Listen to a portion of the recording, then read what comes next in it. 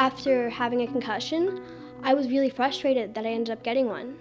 I was out for 2.5 weeks. No technology or screen time at all. No lights. The doctor said that I could do activities that didn't involve thinking a lot. So I could color, I could play board games, I could read, but if I started to get a headache, I had to stop immediately. Yeah, I couldn't play, and one time when I did try to play right after it, I couldn't skate. I kept on falling around. I'm Isabel McNeil with CBC Kids News. Today I'm at the IWK Health Center in Halifax, Nova Scotia, a children's hospital. Today I'll be meeting with Dr. Gordon and we'll be talking about something that affects kids and adults, concussions. Let's learn what concussions are and what us kids need to know about them. So I'm Kevin Gordon. I'm a pediatric neurologist. What is a concussion? A concussion is a brain injury. It occurs when your brain gets hit.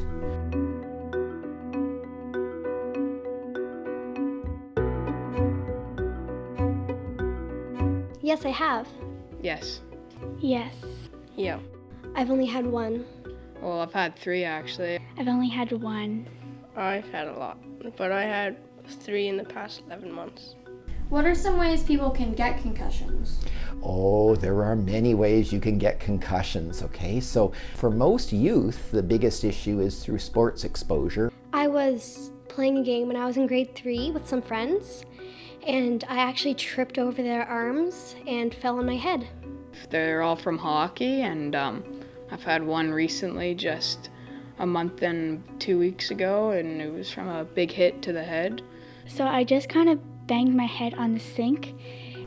Playing hockey. How would I be able to tell if I have a concussion? So most often I would say most of my kids complain either of a headache or of a pressure in the head. Now that's not enough. You've got to have a few more symptoms than that, and the more symptoms you have, the more likely that you've had a concussion. So we're really looking for dizziness, we're looking for problems with vision, and most people will know that they've had a problem because they just don't feel right. I was exhausted and had tons of headaches all the time. I got tripped and then I was out, and as soon as I tried to get up, my head started to hurt and I was about to throw up. Well, I had a headache. I was also very dizzy and I was tired easily. I also couldn't concentrate very well. I was dizzy, and I had really bad headaches. Have you seen kids before that you probably think they've had a concussion, but they really just don't want to admit it? Generally, when any kid comes into my office, they are scared because the first thing they think is Dr. Gordon's going to take me out of my sport.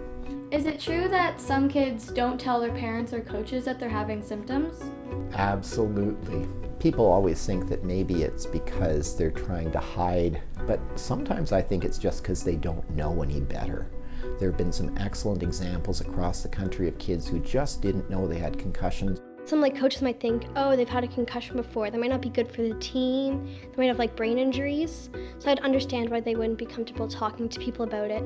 So when I first got hit, I didn't want to admit it that it was pretty bad, and I wanted to keep on going because I knew that it was such a bad thing to recover from. I played the rest of the game after I got it. No one really saw me go down and hit my head, so my coach didn't know I had a headache. When I got home, I started talking to my mom and dad about it. Eventually everybody's going to find out, and so the longer you hide it, the worse it's just going to get because it's not being treated, and the more you're doing your sports and activities, it just makes it worse and worse until it causes problems later. I'm going to be tough and tough it out, and no, it's crazy now. Really, one shouldn't tough one out, one should get better. It would be crazy talk to say if I had an ankle injury, I should go play soccer. Because you go, oh, you can't play soccer, you can't run on it. So if you've had a brain injury, you should get your brain injury better before you go back and play sports. All the time. I'm always concerned. Actually, I think having a concussion before made me think, if that isn't that bad, how worse can concussions be? After that, I've completely changed my game from not going into the corner against a huge guy who hit me in the head to playing a little bit more passive. Yeah, I'm definitely more cautious. And like even when I'm playing soccer, I don't head the ball or anything. It helps me know not to be like as aggressive to people who are double my size. So we would prefer that if you have a concussion, we get it diagnosed, we get you out of your sport for a short while, and then we get you right back to your sport.